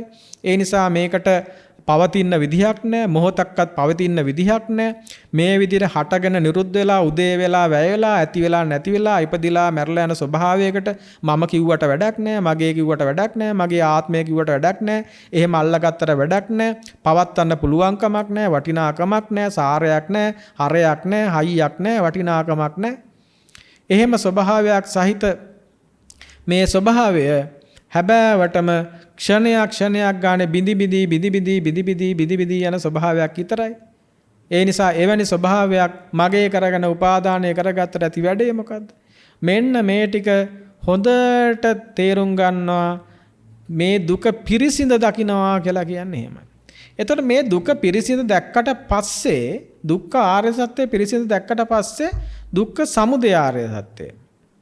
දුක්ඛ සමුදයේදී ඒ දුක්ඛේ හට ගැනීම නැමැති ඒ කියන්නේ ආර්ය දුක්ඛේ හටගන්නේ තණ්හාවෙන්. ඒතකොට ආර්ය දුක්ඛේ හටගන්නේ තණ්හාවෙන් නම් දුක පිරිසිඳ දකින්නකොටම දුක කියන්නේ මෙහෙම එකක්. මේ ප්‍රත්‍යෝපන්න එකක්. හේතු තියෙනකන් විතරක් හැදෙන එකක්. ඒ හේතු තියෙනකන් හැදෙන හේතුන්ගෙන් හැදෙන දේ හේතු නිරුද්ධ වුණාම නිරුද්ධ වෙලා යනවා. එතකොට මොනවද මේ හේතු? චක්කුංච පටිච්ච සෝතංච පටිච්ච ආදී මේ ඇස කන නාසය දිව කය රූප ශබ්ද ගන්ධ ආදී මේවා එක එක තැන හම්බෙන තැන මේවත් එක්ක පැටලිලා ඒවා ප්‍රිය ඒවා අප්‍රිය ඒවත් එක්ක ප්‍රිය ඒවට භාගයෙන් බැඳෙනවා අප්‍රියවට දේශයෙන් ගැටෙනවා. ඒ විදිහට මේ මුලාව තුල ඉඳගෙන මේ ඇලි ගැටි මේ ඔස්සේ මම විඳිනවා ආදී විදිහට විඳිනවා දැනෙනවා ඇහෙනවා ආදී විදියට මේ විදියට මම ගොඩ නැගෙන තැද්දි ගොඩ නැගී මැරි යන ස්වභාවය ඒ විදියට දකිනකොට හැබෑවටම එවැනි ස්වභාවයක් තුල පණවන්න පුළුවන් මමෙක් ගැනවත් දකින්නේ අන්නේ ස්වභාවය තුල එහෙම ස්කන්ධයකට මොකටනම් තණ්හා කරන්නද? ඇත්තටම දුක පිරිසිඳ දකින්න තැනම තණ්හාව දුරු වෙලා යනවා. අමුතුවෙන් තණ්හාව දුරු කිරීම දෙසා අමුතුවෙන් තව යමක් කරන්න දෙයක් නැහැ. දුක පිරිසිඳ දකින්නකොටම ලෝකයේ දුක පංච උපාදානස්කන්ධය මෙහෙම එකක් අනිච්චයි කියලා හොද්දට තේරෙනකොටම ඒ අනිච්චතාවය ප්‍රත්‍යක්ෂ වෙනකොටම ලෝකයේ පිළිබඳව නිර්වින්දණයටපත් වෙනවා පින්නතුනේ. ලෝකයෙන් හැලිලා යනවා පින්නතුනේ. ලෝකයෙන් ගැලවෙලා යනවා පින්නතුනේ. ලෝකයෙන් හැලිලා යනවා ගැලවෙලා යනවා කියන්නේ පින්නතුනේ දුකෙන් ගැලවෙලා යනවා කියන එක. දුකෙන් හැලිලා යනවා කියන එක. දුක නිදහස් වෙවි යනවා කියන එක. එතකොට ලෝකය අවබෝධ වෙනකොටම මේ දුක අවබෝධ වෙනකොටම ඒ දුකේ හටගන්න හේතු වෙච්ච මේකට තණ්හා කරන්න ආයේ දෙයක් නැහැ. මේක පිරිසිදු දකින්නකොටම ඒකට තියෙන තණ්හාව නැති වෙලා යනවා. ඒකට තියෙන තණ්හාව නැති වෙලා යනවා. තණ්හාව නැති වෙනකොටම දුක්ඛ නිරෝධාර්ය සත්‍ය පිළිබඳව කරන්නේ සාක්ෂාත් කරන්න. තණ්හාව දුරු වෙනකොටම සමුදය දුරු වෙනකොටම නිරෝධය සාක්ෂාත් වෙලා. නිරෝධය සාක්ෂාත් වෙනකොටම මාර්ගය වැඩිලා. දුක්ඛ නිරෝධ ගාමිනී පටිපදා සම්මා පටිපදා වැටලා. සම්මා පටිපදාව වැඩෙන්නේ නම් කොතෙන්ද? ආර්ය අෂ්ටාංගික මාර්ගයේ වැඩෙන්නේ කොතෙන්ද? හොඳට තේරුම් ගන්න පින්නතුනේ දුක පිරිසිඳ දකින්න ව්‍යායාමයටයි ආර්ය අෂ්ටාංගික මාර්ගය කියලා කියන්නේ. දුක පිරිසිඳ දකින්න ව්‍යායාමයටයි ආර්ය අෂ්ටාංගික මාර්ගය කියන්නේ. ආර්ය අෂ්ටාංගික මාර්ගය පවතින්නේ කොතනද? දුක පිරිසිඳ දැකීම උදෙසා ක්‍රියාත්මක වන ස්වභාවය තුලයි ආර්ය අෂ්ටාංගික මාර්ගය ක්‍රියාත්මක වෙන්නේ. ආර්ය අෂ්ටාංගික මාර්ගයේ ක්‍රියාත්මක වෙන්නේ ඒ සත්පුරුෂ ඇසුරෙන් ලබන සද්ධර්ම ශ්‍රවණය තුලයි. ඒ සද්ධර්ම ශ්‍රවණය තුල හරියටම ආර්ය අෂ්ටාංගික මාර්ගයට අවතීර්ණ වෙන්නේ දුක්ඛේ ඥානං, දුක්ඛ සමුදය ඥානං, දුක්ඛ නිරෝධේ ඥානං, දුක්ඛ නිරෝධගාමිනී පටිපදාය ඥානං කියන තැනට පැමිණීමත් එක්කයි. එහෙම නැත්නම් සම්මා දිට්ඨියටපත් වීමත් එක්කයි. ඒ සම්මා දිට්ඨියටපත් වීම වෙනුවෙනුත් ඒ මාර්ගයේ ඒ විදිහට වඩ아가න යන්න පුළුවන්කම තියෙනවා. ඒ වඩ아가න යෑම තුලයි හරියටම නිවැරදිව පිරිසිදුව එතෙන්ට පැමිණීම සිද්ධ වෙන්නේ. ඒ නිසා ඒ ආකාරයෙන් දුක පිරිසිඳ දකිමින්, සමුදය ප්‍රහාණය කරමින්, නිරෝධය සාක්ෂාත් කරමින් මාර්ගයේ වඩන මේ ස්වභාවයට බුදුරජාණන් වහන්සේ ඒ දුක පිරිසිඳ දකින වැඩපිළිවෙල කල් වේලා වෙන් කරගෙන පැය ගණන් වෙන් කරගෙන කරන්න පුළුවන් දෙයක් නෙවෙයි. ඒක දැන්ම මේ මොහොතේ නිර්වාණයේ සුන්දර බව, සොඳුරු බව මේ මොහොතේ දැන්ම විඳින්න ඕනේ. නිර්වාණයේ සොඳුරු බව දැන්ම විඳින්නේ දුකේ පංච උපාදානස්කන්ධයේ සසරේ ලෝකයේ ගැන මේ හැම වචනයෙන්ම කියපු එකේ යථාර්ථය, එහි සැබෑ ස්වභාවය මේ මොහොතේ අත්විඳ විඳ ඉන්නවා. එය හැබෑවෙන්ටම එහි අනිච්චභාවය දැන් දැම්ම බල ඉන්නවා. දැන් දැම්ම ඒක බල ඉන්න එයා සුන්දර සොඳුරු බවට පත් වෙනවා. ලෝකෝත්තරයේ සොඳුරු බවට. ලෝකය ටික දුක ටික තුනී වෙවි දුරු වෙවි ඉවර වෙවි යනකොට ලං වෙන්නේ ලෝකෝත්තරයටයි. ලෞකික දුක ඉවර වෙවි ලෝකෝත්තර සැපට සමීප වෙනවා. ලෞකිකත්වයේ තුල දුක අවසන් වෙවි දුක අවසන් වෙනවා කියන්නේ ලෞකිකත්වය අවසන් වෙනවා කියන එක තමයි. ලෝකේ අවසන් වෙනවා කියන එක තමයි. ලෞකිකත්වය කිව්වත් ලෝකය කිව්වත් දුක කිව්වත් එකක්මයි. ඒක ඉවර වෙවි යනකොට ලෝකෝත්තරය එතන මතුවෙන්නේ. ලෝකෝත්තරය මතුවෙනවා කියන්නේ ලෝකෝත්තරය තුල ඉන්න කෙනෙක් මතුවෙනවා කියන එක නෙවෙයි. දුක අවසන් වෙන තැනම ලෝකෝත්තරය එතනමයි තියෙන්නේ. එතන පුජ්‍යලයක් ඉන්නවා කියන එකක් නෙමෙයි එතන තියෙන්නේ. දුක අවසන් වුණා කියන එක.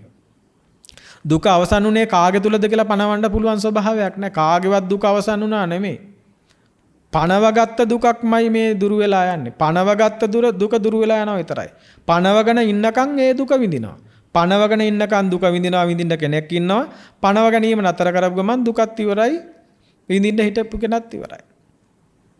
ඒ නිසා ඒ විදිහට මේ මොහොතේ ඒ යථාර්ථය විඳ ඉන්න නම්, ඒ සොඳුරු බව විඳ ඉන්න නම් බුදුරජාණන් වහන්සේ මෙන්න මෙහෙම කතාවක් කියනවා. යමෙක් ප්‍රත්‍යෝපන්න ධර්ම, කවුරු හරි කෙනෙක් මේ ප්‍රත්‍යෝපන්න ධර්මයන් ඒ තැන ඒ ප්‍රත්‍යෝපන්නව ලෝකය සමුදය වෙන වෙලාවේ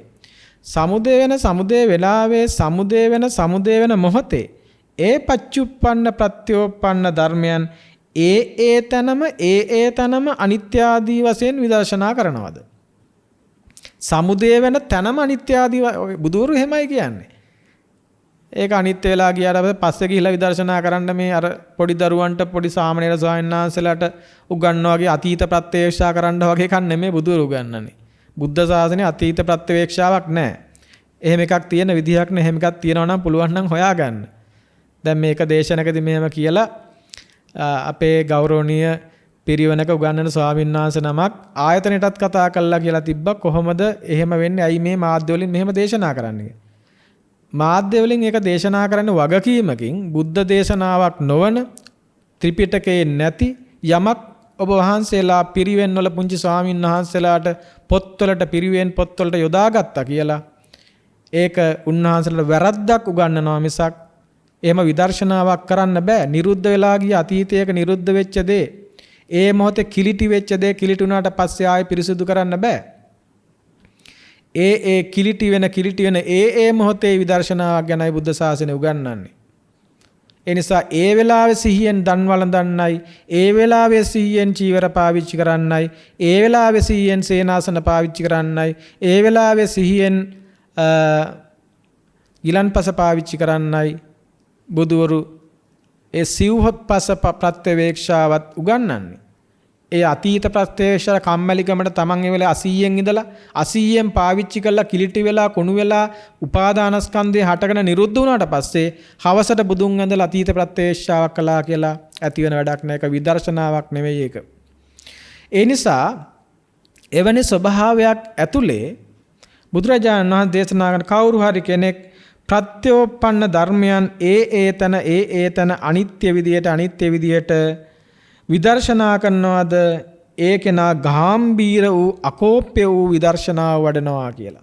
ගාම්භීර වූ අකෝප්‍ය වූ විදර්ශනාව වඩනවා ඒ තන ප්‍රත්‍යෝපන්නව සමුදේවන ඒ ධර්මයන් ඒ තන අනිත්‍යයි කියලා දකිමින් දැනගනිමින් අවබෝධ කරමින් ප්‍රත්‍යක්ෂ කරමින් විදර්ශනා කරනවාට අන්නේ විදියට විදර්ශනා කරන ඒ කෙනා බුදුරජාණන් වහන්සේ දේශනා කරනවා මුලින්ම මේ කතාව කියන්න කලින් අතීත පංචස්කන්ධයේ තෘෂ්ණා දෘෂ්ටි අනුගමනය කරන්නේ නැහැ. අනාගත පංචස්කන්ධයේ තෘෂ්ණා දෘෂ්ටි පතන්නෙත් නැහැ. අතීත පංචස්කන්ධයේ තෘෂ්ණා දෘෂ්ටි අනුගමනය කරන්නේ නැහැ. අනාගත පංචස්කන්ධයේ තෘෂ්ණා දෘෂ්ටි පතන්නෙත් නැහැ. යමක් අතීතද ඒ ප්‍රහීනයි, යමක් අනාගතද ඒ තාම අවිලා නැහැ. ඒ හින්දා අන්නේ ටික තේරිච්ච කෙනා එයා වර්තමාන මේ මොහොතේ සමුදේවන ස්කන්ධ ධර්මයන්ගේ අනිත්‍යතාවය මෙනෙහි කරමින් විදර්ශනා කරනවා. අන්න එහෙම විදර්ශනා කරන කෙනා අකෝප්‍ය වූ අසම්භීර වූ විදර්ශනා වඩනවා. ඒ විදිහට එවැනි විදර්ශනාවක් කරන කෙනාට තමයි ඒ මොහොතේ නිවනේ සුවය විඳින්න පුළුවන් වෙන්නේ. ඒ නිසා අදම ආතාපන වීරයයි හෙට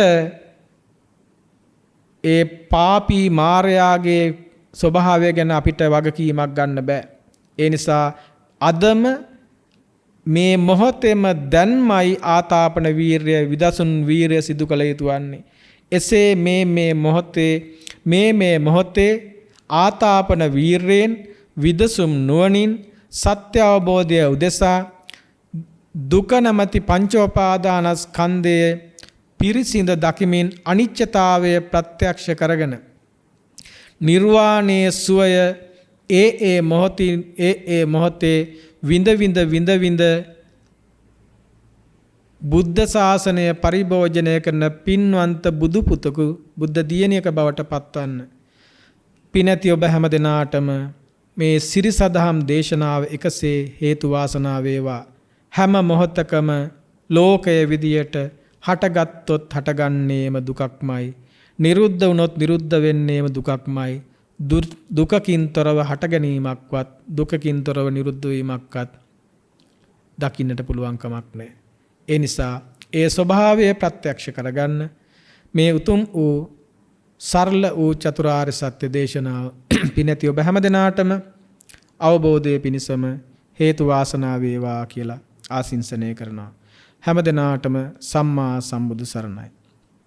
සදහැති පින්නතුනි, මම මුලින් සිහිපත් කළා වගේ අද දවසේ මේ චතුරාර්ය සත්‍ය දේශනාව සිද්ධ කරන්නට කියලා අපෙන් ඉල්ලීම සිද්ධ කළේ ගෞරවනීය ගලෙන් බිඳුරු වැවේ කුසල චිත්ත අපේ ශිෂ්‍ය පුත්‍රයන් වහන්සේගේ ජන්මදිනය වෙනුවෙන්. උන්වහන්සේටම අවශ්‍යතාවය තිබුණා මේ ධර්මයේ තව තවත් ශ්‍රවණය කරන්නට අවස්ථාව හදා ගන්නටත් දෙවියන්ට මිනිසුන්ට මේ ධර්ම ශ්‍රවණයට අවස්ථාව හදලා දෙන්නත්. ඒ නිසා අද මේ ආකාරයෙන් ගලින් බිඳුරු වැවේ කුසල චිත්ත පින්වත් ස්වාමින් වහන්සේ උන්වහන්සේගේ ජන්මදිනය වෙනුවෙන් මේ උතුම් පින්කම වෙනුවෙන් මේ උතුම් සත්කාරය වෙනුවෙන් ධර්ම දානමය කටයුතු සිද්ධ කරනවා. මේ ආකාරයෙන් තමන්ගේ තරුණ දිව්‍ය සම්බුද්ධ ශාසනය තුල ඵල ප්‍රයෝජන ලබා ගැනීම වෙනුවෙන් සත්‍ය අවබෝධය වෙනුවෙන් සදාකාලික ආර්ය සුවය විමුක්ති සුවය විඳීම වෙනුවෙන් කැප කළ අපේ කුසල චිත්ත පින්වත් ස්වාමින් වහන්සේට උන්වහන්සේගේ සෙනෙහබර මෑණියන්ට උන්වහන්සේගේ සහෝදර සහෝදරියන්ට උන්වහන්සේගේ සහෝදර ස්වාමින් වහන්සේලාටත් උන්වහන්සේට යම් හෝ ආකාරයකින් සම්බුද්ධ ශාසනයට ප්‍රවිෂ්ඨ වෙන්නට මඟ කියපු ඒ ගුණවන්ත පින්වන්ත මහා උපාසිකාවක් බඳු සෙනෙහබර මෑණියන්ටත් මේ මොහොතේදී දෙව් මිනිසුන්ගේ සිත් දහම් සුවයෙන් සනසාලන්න දහම් සිසිලෙන් සනසාලන්න අපිරිමිත වූ බුද්ධ ධර්ම සංඝ කියන ත්‍රිවිධ රත්නේ ගුණ බල තෙද සහිතව ධර්මයේ ආශිර්වාදය සහිතව මේ මොහොතේ දේශනා කළ මේ උතුම් වූ ආර්ය සත්‍ය දේශනාවේ බලය එක් වෙලා කැටි වෙලා පින්නැති ගෞරවනීය කුසලජිත ස්වාමින් වහන්සේ ඇතුළු පින්වත් මෑණියන් දතුළු සියලු දෙනා මේ බුද්ධ ශාසනය තුලම උතුම් වූ චතුරාර්ය සත්‍ය අවබෝධයෙන් නිවී සැනසේවා. ඒ උදෙසා යම් වූ අඩුපාඩුවක් දුර්වලකමක් තියෙනවා නම් මේ ගොඩනැගුණු මේ මොහොතේ ගොඩනැගුණු අප්‍රමාණ දෙව් මිනිසුන්ට පුද කළ මේ ධර්ම දානයේ බලයෙන් ඒ අඩුපාඩු සහිත යම් වූ පාරමී බලයක් වේ නම් ඒ සියලු පාරමිතාවන් සැපිරිලා සියලු ආකාරයේ සත්‍ය අවබෝධයේ පිණිස මන්පෙත් විවර වේවා කියලා ආශිංසනය කරනවා. ඒ වගේම කුසල චිත්ත පින්වත් ස්වාමින් වහන්සේගේ නමින් මිය පරලව ගිය සෙනෙහබර පියාණන් ඇතුළු සියලු සහලේ ඥාතීන්ටත් මේ සියලු පුණ්‍ය ශක්තියින් එකසේ හේතු වාසනා වීම තුළින් ඒ පින්නතුන්ටත් සසර ගමන භව ගමන කෙලවර කරගන්නට දුකෙන් නිදහස් වෙන්නම සත්‍ය අවබෝධයේ පිණිසම මේ සියලු පුණ්‍ය ශක්තියින් කුසල ශක්තියින් එකසේ හේතු වාසනා වේවා කියලා ආශිංසනය කරනවා. සියලු දෙවියෝ දේවතාවෝ මේ සියලු ශක්තියින් අනුමෝදන් වේවා නිවනින් සැනසේවා කියන අදහසින් දෙවියන්ටත් පුණ්‍ය අනුමෝදනා කරනවා. ආකාසට්ඨා ච බුම්මට්ඨා දේවා නාග මහිද්దికා පුඤ්ඤන්තං අනුමෝදිත්වා චිරන් රක්칸තු ශාසනං චිරන් රක්칸තු දේශනං චිරන් රක්칸තු ත්වං සදාති.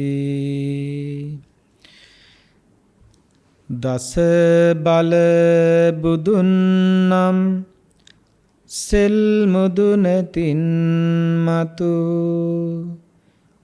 නිවන් නම් මහා සමුදුර කෙලවර කොට ඇති දසතින් අරියටඟි මග සිහිලෙන් සිහිල් වූ නිති සුවදෙන ජිනවදන් ගඟ බෝකල් ගලාවා සව් සතන් සනහා සදු සදු. මෝහක්ඛයෝ නිබ්බානං